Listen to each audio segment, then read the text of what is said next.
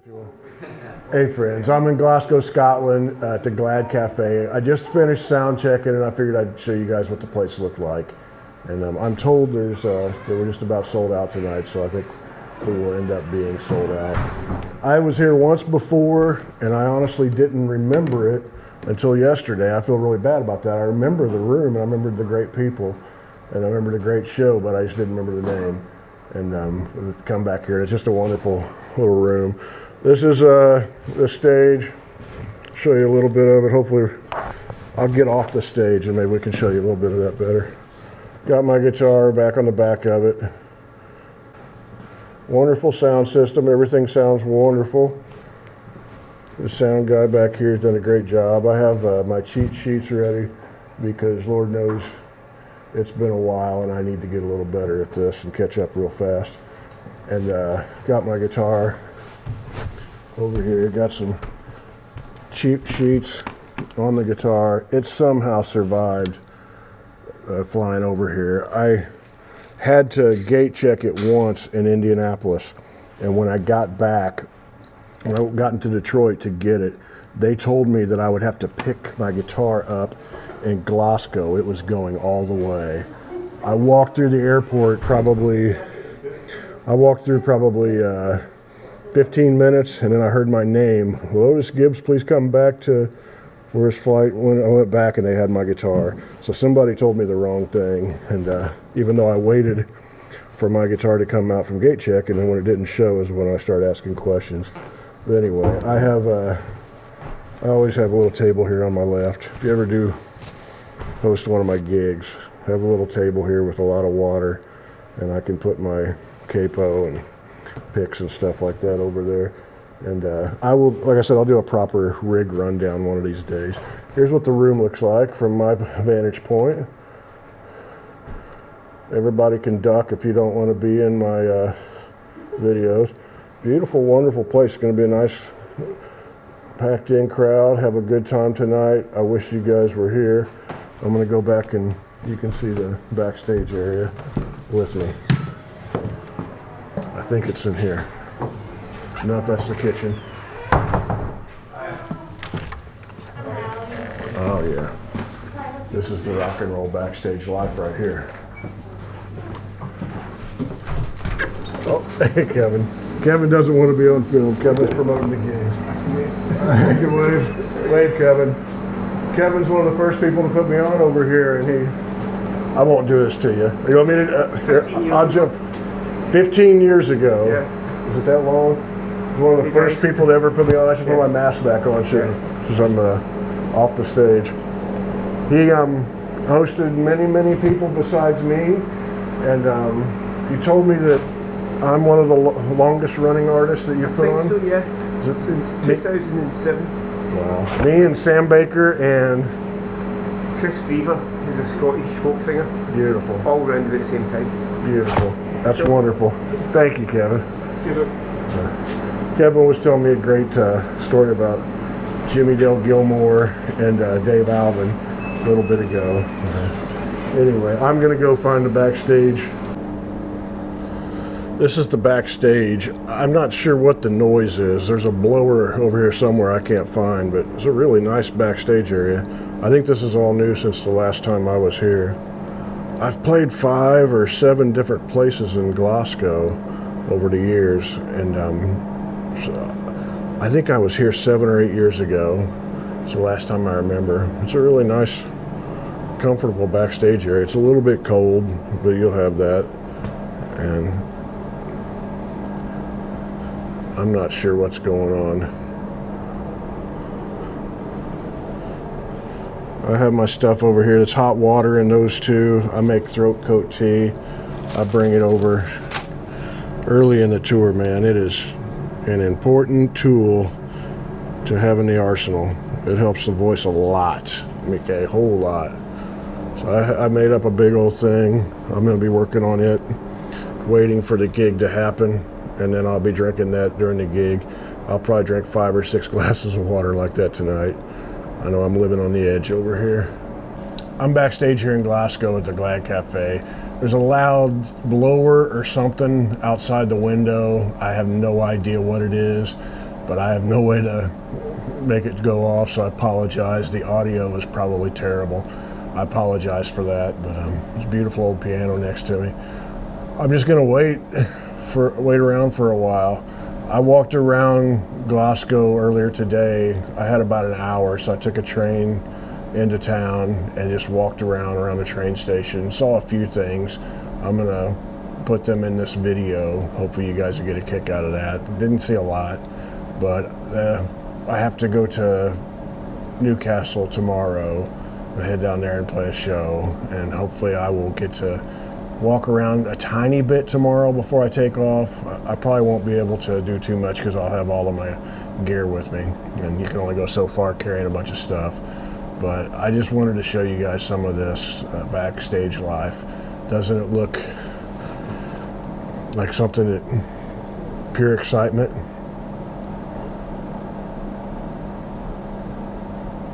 If you've ever wondered what it's like backstage, now you know.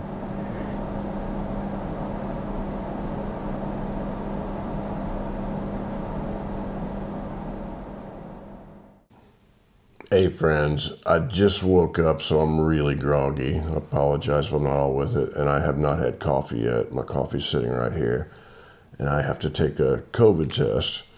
I'm in Glasgow. I played first gig last night, and as part of playing over here, you have to jump through a few hoops, which is completely understandable. I'm surprised there weren't more hoops, to be honest. But one of those hoops was I had to arrange a test for within 2 days of landing that I would take. It would be mailed to an address that I say I'm staying at, and the test arrived last night, and then I have to take this test and then put the samples in this box and mail it off. And it came in a nice bunch of packaging from Royal Mail or whatever, but everything came in this box. And I guess I'm just going to go ahead and take this test here. I might explain more when I have my wits about me somewhere down the road, but I've been reading the instructions here, trying to figure out how to do this. A lot of you have taken tests before. This is my first time I've ever had a COVID test, so you guys get to witness it with me. I have to, let's see, I have to open up. I don't want to get this open. There we go. I'm very groggy. I have to open up this swab, and yeah, I should probably not touch the business end of that swab. And I have to stick it to the back of my throat for like 10 seconds and get whatever I can on it. And then I have to stick it up my nose. If you're squeamish and this does not seem like the entertainment that you subscribed for on this channel, I will not be upset if you turn this off right now. But here goes, my first ever COVID test.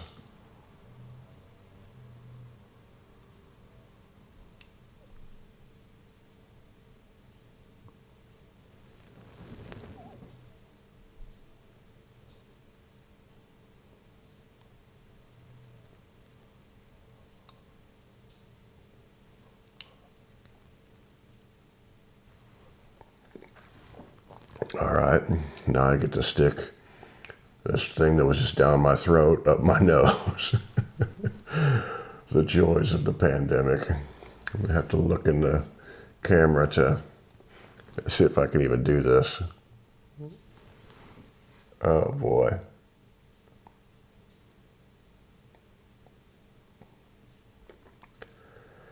There's something you didn't think you'd get when you signed up to hear some John Prine stories. It's like, man, all I wanted to do was hear him tell some Waylon stories. And he's got something stuck up his nose. It's not real comfortable, but it beats having a tube stuck down my throat.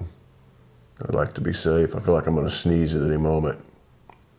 I was told that means I'm doing it right if I feel like I need to sneeze. All right.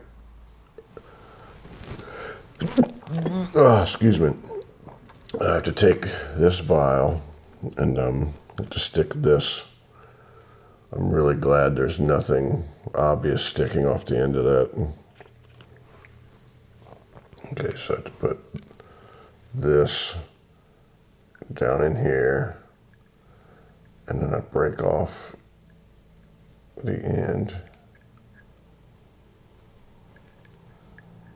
All right, I put the cap on, screw it down tightly. Look at that, man. Looks kind of official, doesn't it? And then I stick that. It says biohazard. Can you see that? Little bag says biohazard. Well, I feel like my nose is going to start running on camera now. So I stick that down in here. And I bend this over.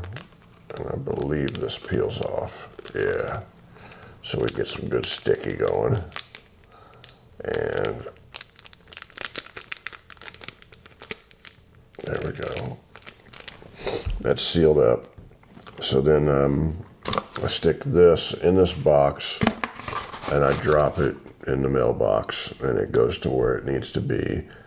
And I will be updated on my results very soon. So if you've never seen a folk singer take a COVID test, today's your lucky day. Have you guys taken the test? I should also say that I'm vaccinated. I have 2 shots of the Pfizer, and so this is all that was required of me. I had to fill out a form to say everywhere that I would be and the addresses that I would be staying at for the first 10 days, and I would be tested just on the second day. And that's what, if I was not vaccinated, in all honesty, I can't believe they would let me travel over here if I wasn't vaccinated, but it appears that you could, which I was surprised that I did not have to take a COVID test before getting on the plane in Indianapolis. It seems like that would be common sense to me, but they did not require that, and it was very confusing on the websites that I looked at. And I finally ended up calling Delta Airlines and just asked straight up, I'm vaccinated, do I have to have a test before I get on the plane? And they said no. And it was really scary going through the whole thing because I was waiting. It's just really a little bit blurry and not easy to navigate. But I somehow navigated it. My nose is running really bad. And somehow navigated it. And this is the last step.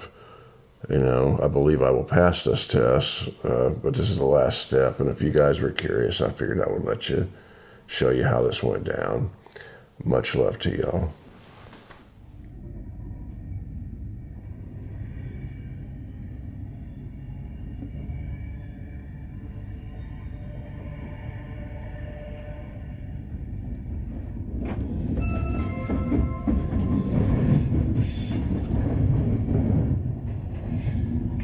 Good afternoon everyone, just to let you know that your onboard shop is now open. You will find me in coach C towards the rear of the train. Unfortunately it is cash only on this trip as I have no EPOS. We have hot and cold drinks though, alcohol, sweets and treats, hot and cold sandwiches. Thank you.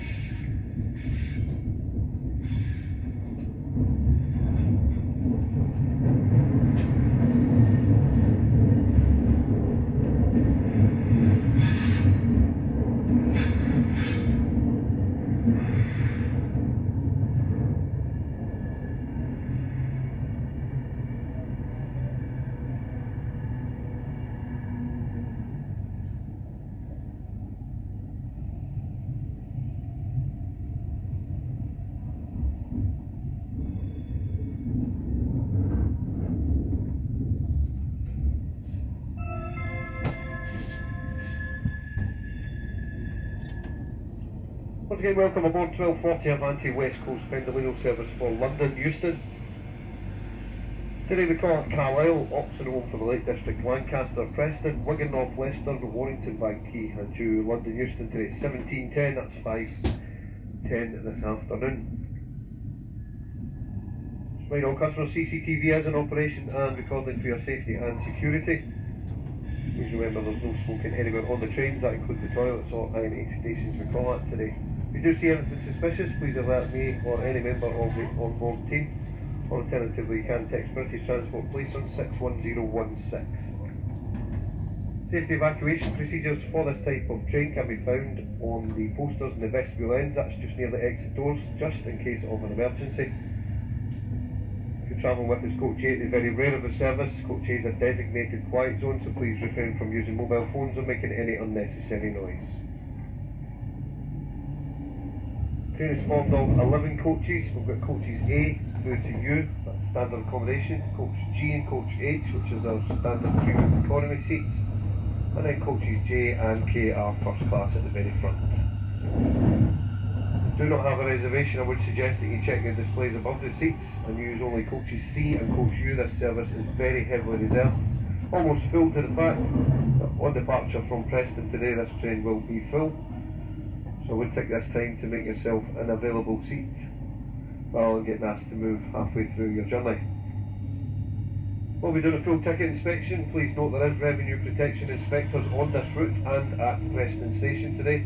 Please retain all tickets or you possibly will be charged for a new one. If you're leaving us today at Preston, please retain your tickets. There is a revenue protection inspectors on this route and at the station.